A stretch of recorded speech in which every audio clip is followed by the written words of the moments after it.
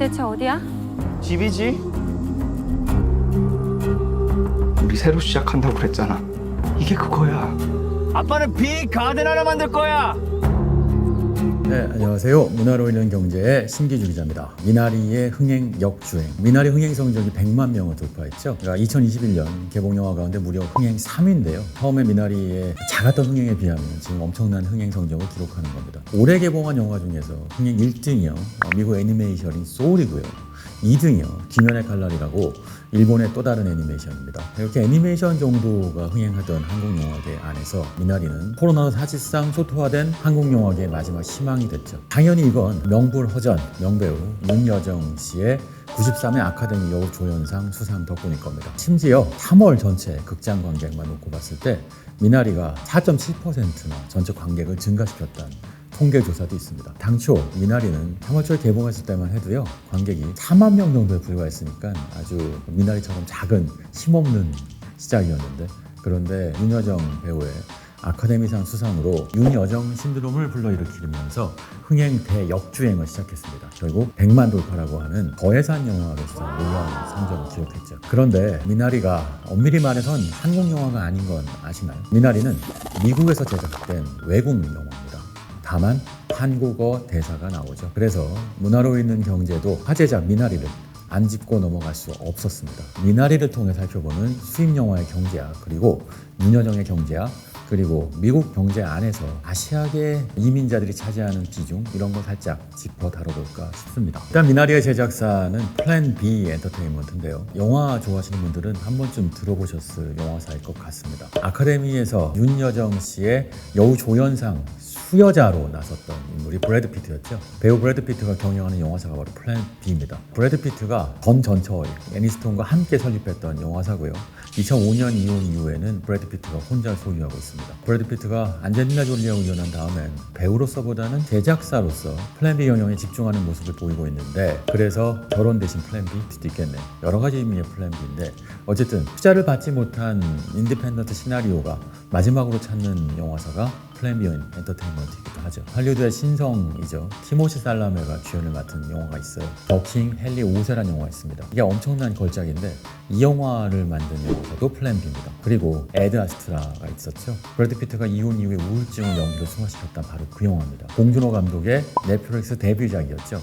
옥자의 제작사도 플랜 B입니다. 이쯤 되면 화려하죠. 근데 여기서 끝이 아닙니다. 아카데미 작품상 수상작 문라이트, 그리고 2008년 금융위기를 다룬 화제작이었죠. 빅쇼트 역시도 플랜 B의 영화입니다. 플랜 B가 아카데미에서 강자로 올라서게 만든 영화 무려 12년인데요. 여기서 아카데미 작품상과 여우조연상을 받았죠. 머니볼, 월드워지, 디파티드까지 아주 쟁쟁한 영화 필모그래피를 자랑합니다. 그래서 배우 윤여정 씨가 아카데미 수상 소감에서 브래드 피트는 우리 미나리 촬영할 때 어디 있었냐고 농담을 던졌었는데 괜한 농담이 아니죠. 왜냐면 이렇게 많은 영화 제작하기 위해 워낙 바빴고, 브래드 피트는 어떤 면에서 보면 헐리우드의 명제작자의 반열에 올랐다고도 할 수 있죠. 아카데미 단골 손님이기도 하고. 이런 시장을 원래 장악했던 와인스타인 컴퍼니가 몰락하면서 그 시장에 대안으로 떠오르는 영화사가 바로 헐리우드의 플랜 B인 거죠. 사실 플랜 B는 디즈니나 워너 같은 대형 메이저 영화사가 아닙니다. 따라서 국내 개봉은 직배가 아니라 수입사 통한 개봉을 하게 되죠. 직배라고 하는 건 헐리우드 메이저가 직접 영화 갖고 들어와서 개봉하는, 디즈니가 마블 시리즈 개봉하는 방식이고요. 그게 아니면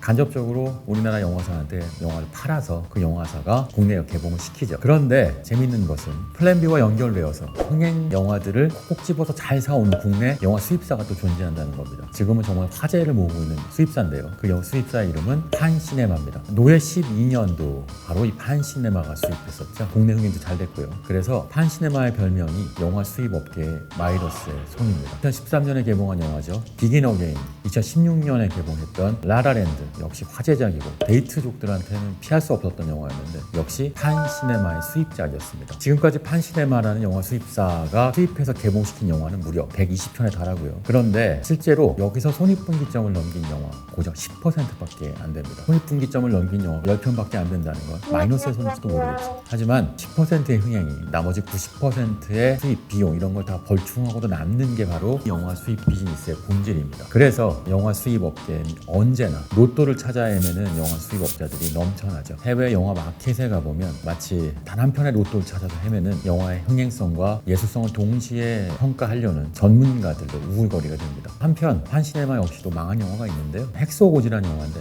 멜 깁슨이라는 옛날 배우가 감독으로 연출했던 영화였는데 대작이었지만 흥행에 실패합니다. 또 다른 영화가 정우성 배우가 주연 맡았고요. 허준호 감독이 연출한 호우시절이라는 한중 합작 영화가 있었는데 꼴딱 먹었죠. 특히 흥행 타율이 높은 헐리우드 대작 같은 것들은 대부분 메이저들 직배하기 때문에 이런 작품성과 예술성이 높은 인디펜던트 영화들 가운데 옥석을 가리는 것, 그래서 영화를 보는 안목과 상품성을 동시에 보는 경험이 필요한 것, 한시네마 요즘 많이 주목받고 있는 것처럼 이렇게 판을 읽는 영화 수입업자들이 많은 시장이 이 시장입니다. 심지어 수입할 때 영화를 못 보고 사는 경우도 있다고 해요. 한시네마의 경우에는 트와일라이트 시리즈가 성공한 경우인데 시나리오를 안 보고 소설만 보고 산 경우라고 하더군요. 라라랜드, 비긴 어게인 역시 마찬가지인데 심지어 다른 배우가 캐스팅된 상태에서 영화 수입을 결정한 경우도 있습니다. 이럴 때 영화를 판단하는 기준은 언제나 감독이죠. 라라랜드의 경우엔 전작의 위플래시의 감독인 다니엘 시젤의 신작이었기 때문이었고요. 비긴 어게인 역시 전작이 원스였거든요. 그러니까 존 카니 감독의 신작을 보고 투자했는데, 반면에 미나리는 영화 완성한 이후에 수입한 경우였는데요. 미나리야말로 정확하게 아카데미를 겨냥한 영화였다고 보면 맞습니다. 작품상, 감독상, 여우조연상까지 모두 6개 부문상 후보에 올랐는데요. 사실은 이때 판을 아주 잘 읽었었는데 지난해 기억하시겠지만 한국영화 기생충이 작품상과 감독상을 휩쓸었죠. 그래서 미나리가 비록 작품상 후보에 올라있다고 하더라도 작품상을 받기는 어렵다고 판단했고, 이때 윤여정 씨의 여우조연상 수상이 가장 유력하다고 봤던 겁니다. 이렇게 판을 읽는 것, 이런 게 영화 흥행의 공식이라고 할 수 있겠죠. 영화 흥행 공식을 분석한 서울대학교 경영대학원 논문이 있습니다. 이 중에서 특히 독립영화의 흥행 변수 중 첫 손가락에 꼽히는 것 중에 하나가 바로 영화제 수상입니다. 스타배우, 영화평, 유명 감독의 존재, 장르 요소 등 여러 가지 요소들이 있습니다만 이런 건 대부분 블록버스터 조립형 영화들, 상업적 영화들에 훨씬 영향을 많이 미치고요. 관객들이 쉽게 발견하기 어려운 독립영화가 흥행에 성공하려면 영화제 수상 여부가 매우 중요하죠. 기생충의 경우에는 아시다시피 마케팅 비용이 제작비를 훨씬 상회했던 영화입니다. 반면에 미나리는 그런 과정을 거치지 않았기 때문에 수상 여부가 불투명했지만, 그러나 윤여정 씨의 여우조연상만큼은 아카데미 이전에 여러 영화상들을 수상을 하면서 거의 확실시 됐죠. 경쟁자가 참 쟁쟁했었습니다. 아만다 사이프리드가 있었는데 맹크란 영화의 조연이었죠. 더 파더의 올리비아 콜맨,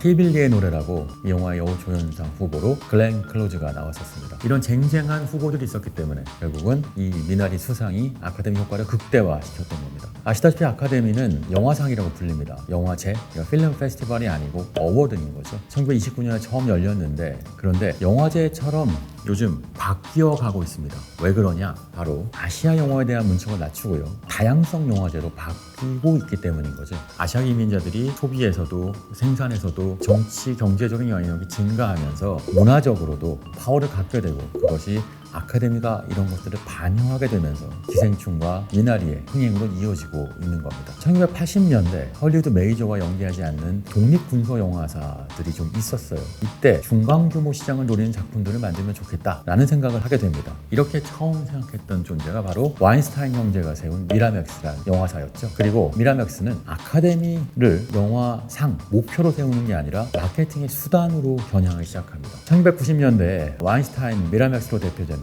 이른바 미니 메이저들이 주도하는 독립영화계가 만들어지고요. 이게 이른바 인디펜던트 헐리우드라고 불리게 됩니다. 인디우드라고 하는 거죠.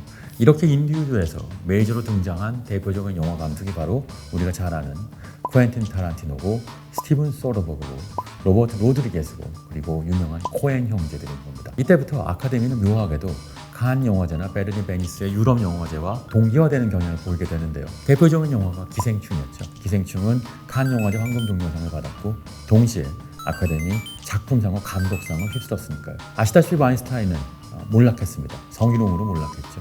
그 뒤로 이 시장은 사실 무주공산이었는데, 이때 기생충과 미나리 같은 영화들이 아카데미에 진출할 수 있는 여지가 열리게 되는 겁니다.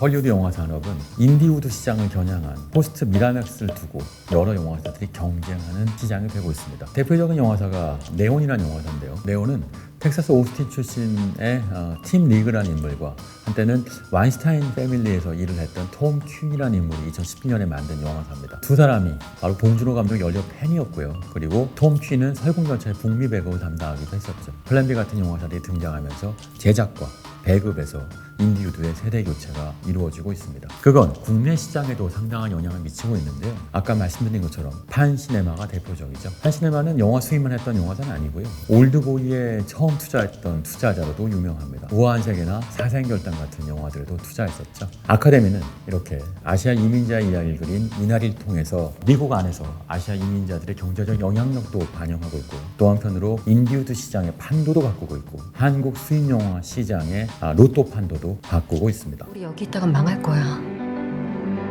애들을 위해서라도 한 번 더 생각해 볼 수 있잖아. 애들도 한 번쯤 아빠가 뭔가 해내는 거 봐야 될 거 아니야.